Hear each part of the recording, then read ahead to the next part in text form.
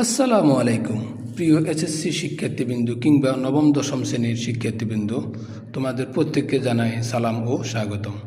আজকে আমরা একটি নতুন টিউটোরিয়াল নিয়ে হাজির হয়েছি তোমাদের মাঝে।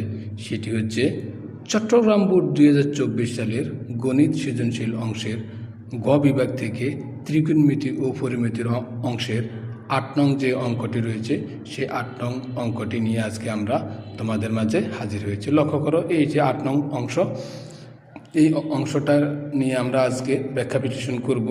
তো চলে যাচ্ছি অঙ্কের মূল পার্টে, যেখানে তোমাদের জন্য অঙ্কটা আমরা করে রাখার চেষ্টা করেছি যাতে তোমাদের সময়টা বাঁচে।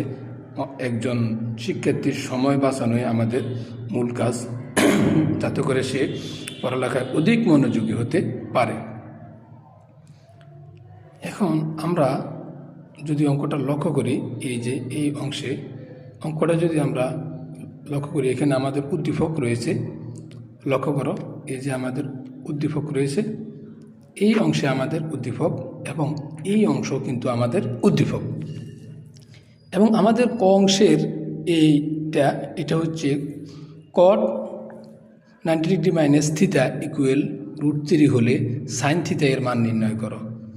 এবং খ দেখাও যে m² minus n² divided by 4 whole to the power square equal mn। এবং গ দেখাও যে m ইকুয়াল 45 ডিগ্রি এবং n ইকুয়াল 15 ডিগ্রি। এবং এটার আলোকে এবং আমরা অঙ্কটা করব যে এই উদ্দীপকের আলোকে। তো আমরা চলে যাচ্ছি ক অংশের জন্য স্বতন্ত্রভাবে, যেখানে আমাদেরকে সাইন থিটা এর মান বের করতে বলা হয়েছে। তো আমরা সর্বপ্রথম এই অংশটা যে cot theta 90 degree minus theta equal √3, এটা আমরা দেওয়া আছে দিয়ে এটা আমরা লিখে ফেলব। এখন আমরা তো জানি যে এখানে যে cot থিটা এর কোন মান √3, কটের কোন মান √3। আমরা জানি কটে 30 ডিগ্রি হচ্ছে √3, কটে 30 ডিগ্রির মান হচ্ছে √3। এই জন্য আমরা এই 30 ডিগ্রিটা না লিখে এই আমরা cot 30 ডিগ্রি লিখলাম। এবং এই জায়গায় কটে কাটা যাবে, কাটা গেলে আর আমাদের কি থাকে, আর আমাদের থাকে হচ্ছে হলো 90 degree minus theta. 90 degree minus theta একদিকে, অপর দিকে 30 ডিগ্রি, এখানে 30 ডিগ্রি থাকে।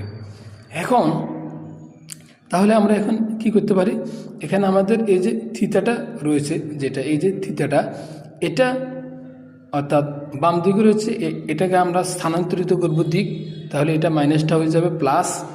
এবং অপরদিকে এখানে আমাদের যে 30 ডিগ্রিটা রয়েছে, এই 30 ডিগ্রি আমরা এটাকেও স্থানান্তরিত করব